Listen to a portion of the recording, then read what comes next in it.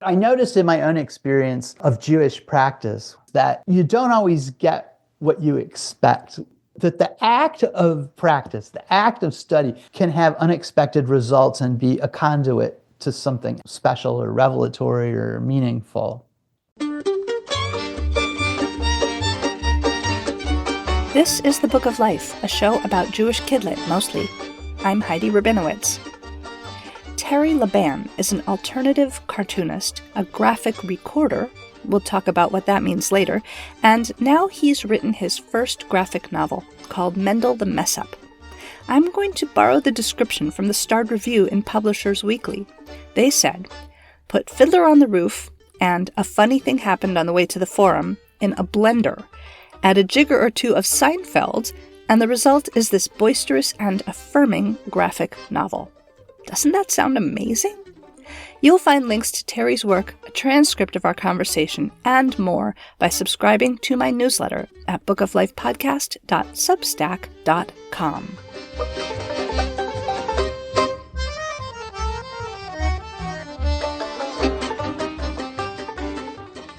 Terry LaBan, welcome to the Book of Life, and Mazel Tov on having Mendel the Mess-Up named a National Jewish Book Award finalist. Yeah, thank you. Thank you very much. Happy to be here. So tell us about Mendel the Mess-Up. What is it about? Mendel the Mess-Up is about a boy who can't do anything right, who ends up single-handedly defending his village from a band of Cossacks. It's sort of a historical fantasy set in the shtetl world of old Eastern Europe, and it's a graphic novel. What inspired this story? I've wanted to do a kid's graphic novel for a long time. One day, a title actually popped into my head, and it was How My Grandpa Whipped the Cossacks. I really liked the phrase, and I thought, that should be a book. I want to make a book about that. Originally, the story was set in the 1970s when I was little, and it was about a more or less contemporary kid based on me who hangs out with his grandpa, and his grandpa tells him this story, and then it has some kind of a association or implication for a problem he's facing in his own life. So I wrote that up and I did some sample pages and I showed my critique group, and they said, the framing story is boring. The grandpa story is the most interesting part. So I cut the framing story out and what's left became Mendel. Of course, then I had to change the title, but that was probably all to the good. Kill your darlings, that's what they say. So this is a shtetl-based story. It takes place in the old country. Yeah. I guess an imaginary old country. Yeah. There are many children's books actually set in the shtetl, but what makes your depiction different? I didn't look at other fictional depictions of shtetl so much. I did go to Shalom Aleichem's books. And of course, I thought a lot about Fiddler on the Roof and things like that. But this whole story really is an exploration of the archetypes that are in my head. One of the questions that I had going into this is, what does that idea of the shtetl mean to me? Because I didn't grow up with relatives that told me about the shtetl. I had a great-grandpa that was still alive when I was little that had immigrated, but he never talked about anything like that. And so I don't have any family stories about that time, although I'm an Ashkenazi Jew, so my family definitely came from all parts of Eastern Europe. But my impression of the shtetl is formed more or less by pop culture. And I really wanted to explore that. As a cartoonist, I'm fascinated by archetypes, by the images we had in our head that signify these larger ideas. I spent some time going through photographs of sort of Roman Vishniac and people like that, looking at the pictures and thinking how much the people did or didn't resemble the people that I know from my own life and from shul and from Jewish organizations and my family, and just sort of transposing that and thinking about that connection. One of the archetypes maybe that you were exploring, it's the Cossacks. The Cossacks feature prominently in this story. Yes, they do. Can you explain exactly what were Cossacks? Cossacks plays a part in my Jewish shtetl fantasy. They're like this key component. Cossacks weren't exactly a tribe and they weren't exactly an ethnicity. They were rogue warriors on the fringes of the Russian Empire. A lot of them were Russian, a lot of them were what we call Ukrainian now, but they lived on the steppe. They were kind of outside the law. Eventually, they became incorporated into the Russian military system, but they were also raiders. They did a lot of raiding and harassment of the Polish population. And this is my understanding. I'm not an expert on Cossacks, but through that, they began to persecute the Jewish population as well. They became one of the chief instruments of anti-Semitism. And in the 16th century, and then later in the 19th century, they were responsible for some of the most infamous pogroms in Jewish history. I have really been fascinated by Cossacks for a long time. First of all, just the part they play in our imaginations. Cossacks embodying this kind of nameless dread that always seems to lurk on the edges of Jewish security. And they're far enough away also that they seem almost mythological in a way. But then there's also the way they look. I mean, they're quite colorful. There's this whole genre of 19th century romantic painting that I used for reference about Cossacks, and a lot of European painters would paint them riding across the steppe in their fur hats and cloaks with their spears. So there's this sort of pirate thing that happens. Like you wouldn't want to meet a pirate in real life, but they're really intriguing. You know, there's this aspect of pirates and Cossacks that's sort of about freedom and not having to obey the rules and being tough. But then I also realized as I wrote the book that the Cossacks are a stand-in for bullies. We think of bullies as bad people or sometimes troubled people, but we don't really deal with the notion that sometimes bullies are attractive. Like sometimes we wish that we were part of the bully crowd. I mean, I know that that was true for me because a lot of times bullies are the cool people in the middle or high school social hierarchy. So I thought that that was kind of an interesting and a thing that connects my story, this historical story, with contemporary kids. It's a really interesting balance that you're striking in the book because they're very scary, but like you say, they're also kind of fun and entertaining. There's a section where you have them singing a song, and now that you're comparing them to pirates, it's really making me think of the Pirates of the Caribbean ride at Disney. Yeah. You know, where they're singing the yo-ho-ho bottle of rum kind of stuff. I didn't think of that when I wrote it, but I can see it.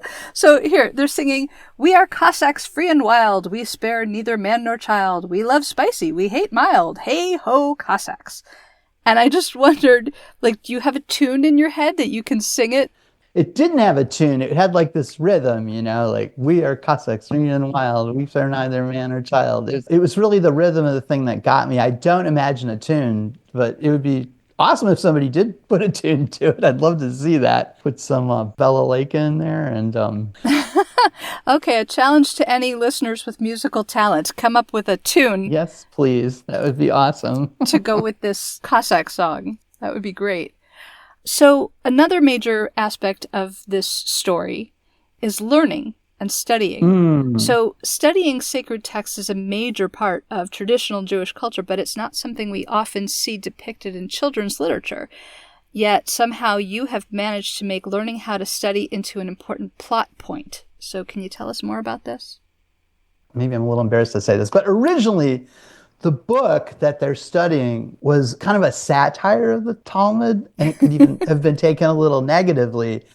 It was a book of arcane rules that there was no reason for studying them. I had like a funny title or whatever. And then the joke was it saves Mendel's life in a physical way. And then that was like the irony. This book was like basically useless. When PJ Library was considering the book, they said, hey, you're like insulting Talmud here. That is not cool. I have studied Talmud a bit. So I knew what I got out of it and what its value was. And I realized that the key to the thing was to make the book a conduit to something else that could help Mendel. And then that would bring this notion of spirituality into the story. When that clicked into place, I was really excited about it. It's one of the things that I think is really unique about the book. I noticed in my own experience of Jewish practice that you don't always get what you expect. That the act of practice, the act of study, anything you do can have unexpected results and be a conduit to something special or revelatory or meaningful. That's the solution, really, that I found with the book and the story, the Book of the Talmud. I want to talk about the character of Star-Faced Matcha. So, Star-Faced Matcha originally gave Mendel the evil eye. Yeah. That's why he's Mendel the Mess-Up. But she tells him the most effective curses are the ones we put on ourselves. Yeah. So tell us about the evil eye and curses, and then also talk about curses we put on ourselves. Well, the evil eye is a huge thing in Eastern Europe with all sorts of cultures. And as I understand it, it's basically the notion that if you look at somebody in a certain way, you can curse them. And certain people, especially older women, have the power to do this. It's really undefined as to how it works, but anybody who goes to Greece or Turkey today is probably familiar with these evil eye ornaments. You see them everywhere, these sort of round blue glass things that you can hang. And there's all kinds of charms and things to ward off the evil eye. I'm still a little ambivalent as to whether Mendel was really cursed. My editor said, he was cursed. You have to make him cursed. But it's clear to me that psychology plays a big role in whether people think they're cursed or not. I do think that the way that we think about ourselves is the thing that determines most how we're going to act or how we're going to think about things. Not necessarily what's going to happen to us. I mean, I don't buy this notion that we somehow create our own problems karmically. I mean, that's not what I'm saying at all. But I think the most effective curses are the ones we put on ourselves. So the curses we put on ourselves are the bad stories we believe about ourselves? Yeah, I think so. There are several important themes in this book that readers are going to learn about. The history of the persecution of Jews by Cossacks, the value of study, the importance of your own perspective on your situation. Out of all of these threads, what do you most want readers to take away from this story? Well, I want people to enjoy the story on its face. And any lessons that come out of it, they happen because the story works, not because I sat down and said, I want to teach kids about self-acceptance. I want to teach kids about Jewish history. And now that it's done, I can say, oh, there's this and that and the other thing. So, I mean, I would like kids to be inspired by Mendel. I mean, he just keeps keeping on. He messes up, but he never loses the desire to do the right thing. Mendel really wants to contribute. Mendel really wants to help his family. Mendel wants to be a good, competent person. He wants to be a good student. He wants to be a productive member of society. And even when things happen to him, he doesn't brood on them. He always sort of sees the next opportunity and just goes for it. But then there comes this point where Mendel's friend says, the thing you think is your biggest weakness may be your greatest strength. So the other part of that self-acceptance is maybe thinking like, how does this thing that I've thought was a bad thing, how can it actually help me? How is it maybe even my superpower? And that's something that I think is important, that I would like people to take away. You mentioned that when you started creating Mendel the Mess-Up, it was less Jewish than it ended up being. And now the book has been named as a finalist for the National Jewish Book Award. Yeah. So it's an interesting evolution. What does it mean to you to get this particular award? Well, I'm really honored, of course. I had maybe an unrealistic thought that I could somehow make a Jewish story where the Jewish stuff was kind of under the radar in a certain kind of way. And maybe that reflects a kind of personal ambivalence. I've been a Jewish artist. I've done a lot of Jewish stuff, but it's always a little scary. Speaking for myself, to put myself out there as a Jew, it makes me feel vulnerable. I've experienced anti-Semitism and I have that general Jewish paranoia towards the world. I grew up in a very non-Jewish place. From 6th grade to when I graduated from high school, we moved from a community where there were a lot of Jews to a community where there are hardly any Jews. So I went from a place where being Jewish was a very common thing and not worthy of comment by anybody to a place where people would talk about the fact that I was Jewish, like a lot. If you've ever seen South Park, Kyle, the Jewish kid, they're constantly mentioning the fact that he's Jewish, especially Cartman's always saying, you Jew, Jew this, Jew that. That was exactly my experience growing up. Hmm. Wow. Exactly my experience growing up. I had very mixed feelings about it. Yeah, I could see that. That story illustrates why. Yeah. But, here I am, like I'm a big public Jew and have been for a long time. I mean, You are known as an alternative or underground cartoonist. So can you tell us what that means and tell us about your work in that area? well, when I was a lad, many years ago, yes, I was part of the alternative comic scene of the early 90s. I always wanted to be a cartoonist starting when I was 6 years old. But I didn't like superhero comics at all. It turned out to be a problem for me as I tried to work in the actual comics industry. But when I was a kid, I really liked Harvey comics and Archie comics and Richie Rich and those kind of things. And then, of course, Mad Magazine was huge for me and most cartoonists of my generation. That was really the gold standard of cartooning. And then, of course, newspaper strips and things like that. When I got into college, I discovered underground comics in the very early 80s. They really just blew me away, especially Robert Crumb's work.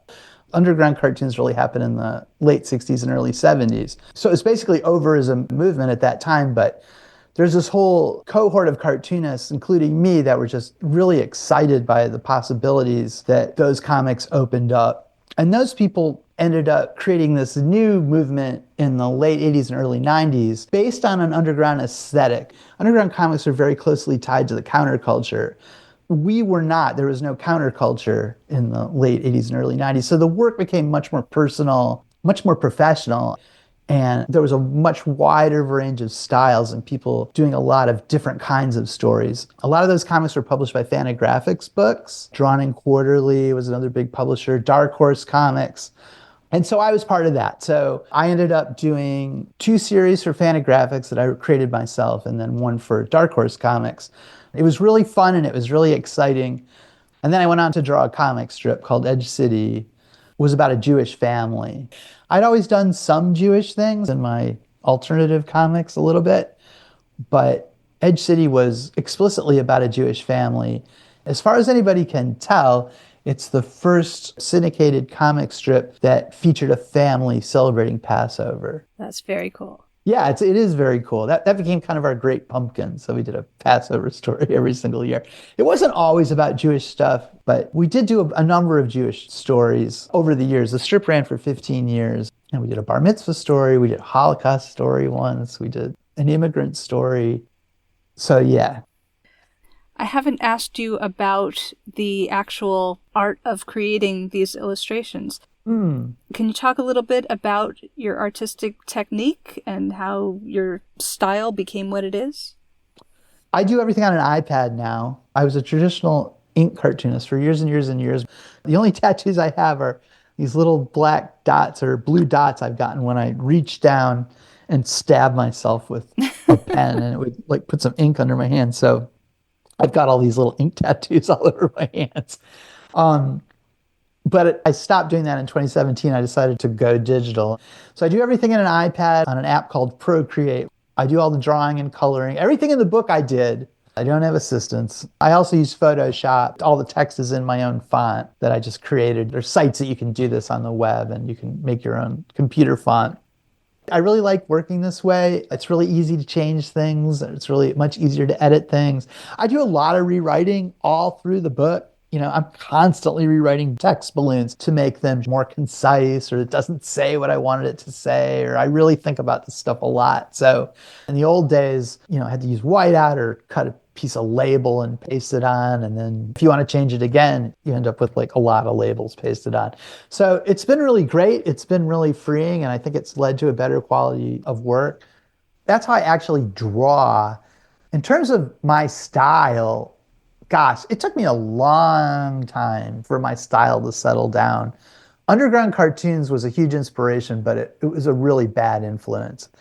I wanted to draw like Robert Crumb, but not just him. There's Pat Oliphant, who really influenced me. And I loved little scratchy, crosshatchy lines. And it turned out that it didn't really fit. It was the strip that really turned my style around, because drawing that comic strip every day for 15 years, I really simplified my style and I started to depend more on my line. By the time I was at the end of the strip, my drawing had really completely transformed into a much cleaner style that was more heavily reliant just on line and not little crosshatches all over everything.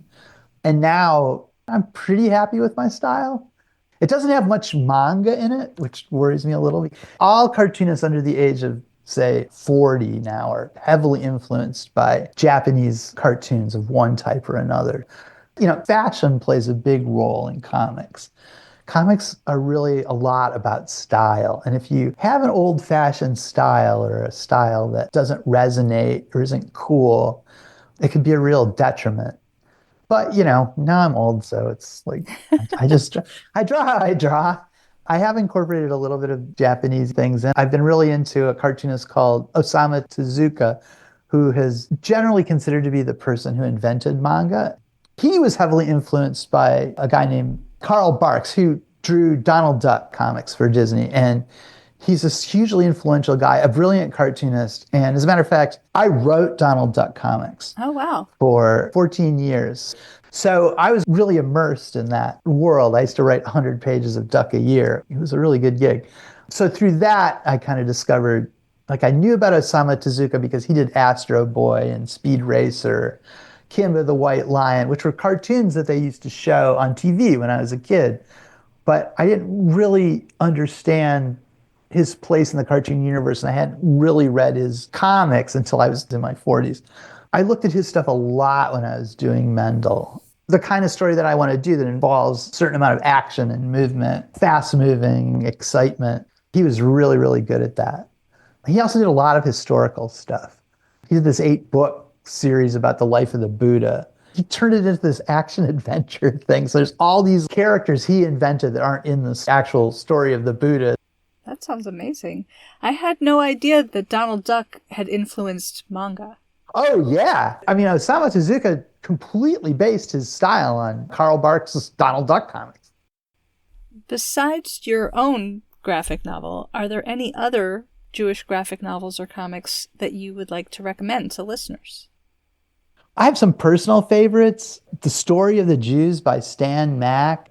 It's a really great book. He's such a great cartoonist, and somehow he found out how Jews dressed at all different periods in this really specific way. So I've actually used it for reference quite a bit, especially the Talmudic period. It's this weird transitional time between ancient times and medieval times, and the costumes are kind of hard to find, but he does a really good job.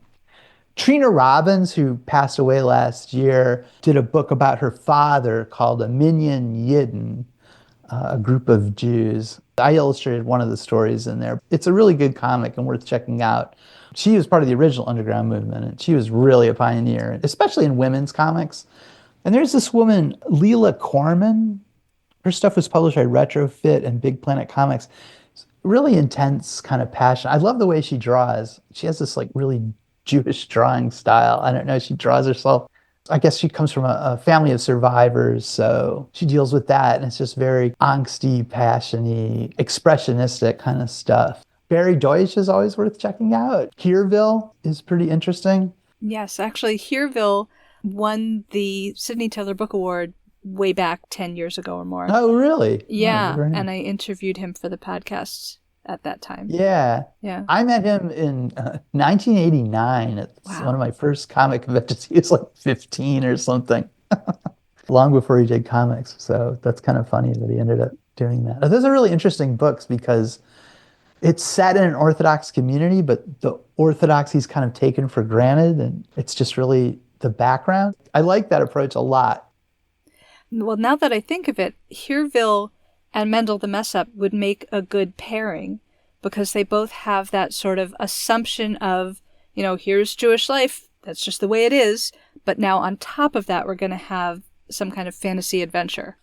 Yeah, I know, and I can see that, and when I did the book, I really wanted it to be attractive and accessible to kids that weren't Jewish. I mean, PJ Library actually made it more Jewish than it was, even though it was set in an obviously Jewish world.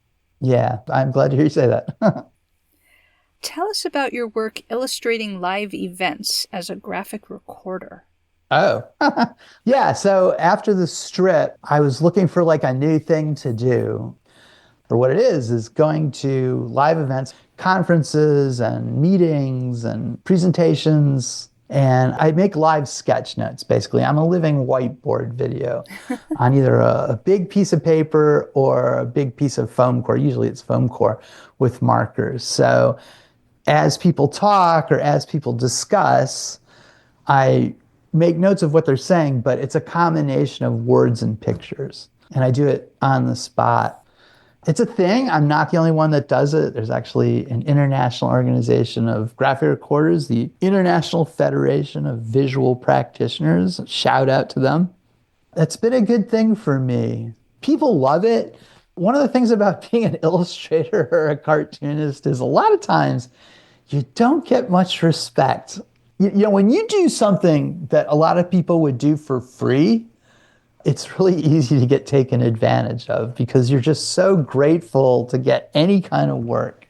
In publishing and traditional cartooning venues, a lot of times it just feels like you're the low end of the totem pole and you don't get paid a ton and can be a bit dispiriting. With graphic recording, people are just so delighted that you're in the room doing this stuff, and they're so blown away by what you're doing, and they come up and they talk to you, and it's very directly gratifying in a way that a lot of things I've done haven't been. When you do the graphic recording, are you caricaturing the people who are there at the meeting, or are you making like abstract symbols of what they're saying, or like what are you actually putting on the page? There's two kinds of images generally that I do. Icons that are associated with things that they're talking about. We value our partners, so draw like shaking hands or something like that. Or, we're innovative, so maybe you draw like a light bulb. I have like a library of icons in my head that I can plug in. The second category of images a lot of times is based on things that people say, and I especially listen for visual metaphors. So for instance, we're all like frogs in boiling water, and we don't notice till the water is too hot. So I draw that. So I listen to things that make a good image. I'm a public drawer. I have been for my whole life. Very cool. Do you ever get stuck? I won't tell you. I always do something. Sometimes I catch myself standing there frozen. I don't love to record people's stories. Like personal anecdotes don't usually make good graphic recording. But sometimes you realize that the personal story is the talk. Usually about 5 minutes or 10 minutes in, you realize like, oh, they're not going to talk about anything else. And if I don't start drawing something, I'm just going to end up with like a blank board. You can decide like, oh, this talk isn't going anywhere and I have to draw something really big, and then realize, oh my gosh, they're going to take a 20-minute question and answer thing and I've filled up the whole board. So now what do I do? Or if you're in the middle of drawing an image and then they start talking about something completely different, you have to catch up, or? That's not bad. I worry about things like doing a third of the board and then they stop talking. I want all my boards to look good. It's improv. Right, it's improv. So it's a yes and. Yeah. It's a yes and. That's pretty neat. It's Tikkun Olam time. What action would you like to call listeners to take to help heal the world? Well, gosh, I was thinking about this, and like the obvious thing is make a big contribution to HIAS, the Hebrew Immigrant Aid Society. They help immigrants. As I understand it, they originally founded to help Jewish immigrants, but now they help all kinds of immigrants. I think they're a really important organization, and especially in these times. Good suggestion. Where can listeners learn more about your work? TerryLaBan.com. Right now, Mendel's my only book, so you can read about Mendel there. If you're interested in my graphic recording stuff, now that we've mentioned it, I have a website. Breakthrough Visuals is the name of my business, and you're welcome to check it out and see. I don't just do graphic recording. I do illustration and videos and infographics and comics. There's a Facebook Mendel page that we're just sort of starting to flesh out. It would be great if people went there and followed it, or I don't know, whatever you do on Facebook. If you read the book and you like the book, leave me a review on Amazon. That would be awesome. Terry LaBan, thank you so much for speaking with me. Well, Heidi, thank you so much for having me. This has been great. This is Lee Wind, author of The Gender Binary is a Big Lie. I'll be joining you soon on the Book of Life podcast, and I'd like to dedicate my episode in pretty much the same way I dedicated my book. For everyone reading this or listening to this, of every gender, you belong.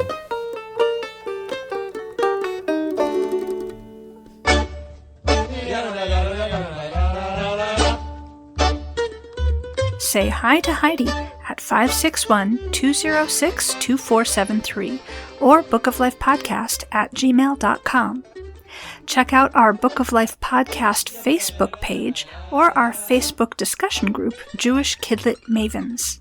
We are occasionally on Twitter too at Book of Life Pod. Want to read the books featured on the show? Buy them through bookshop.org/shop/bookoflife to support the podcast and independent bookstores at the same time. You can also help us out by becoming a monthly supporter through Patreon. Additional support comes from the Association of Jewish Libraries, which also sponsors our sister podcast, Nice Jewish Books, a show about Jewish fiction for adults. You'll find links for all of that and more at bookoflifepodcast.com. Our background music is provided by the Freilach Makers Klezmer String Band. Thanks for listening, and happy reading.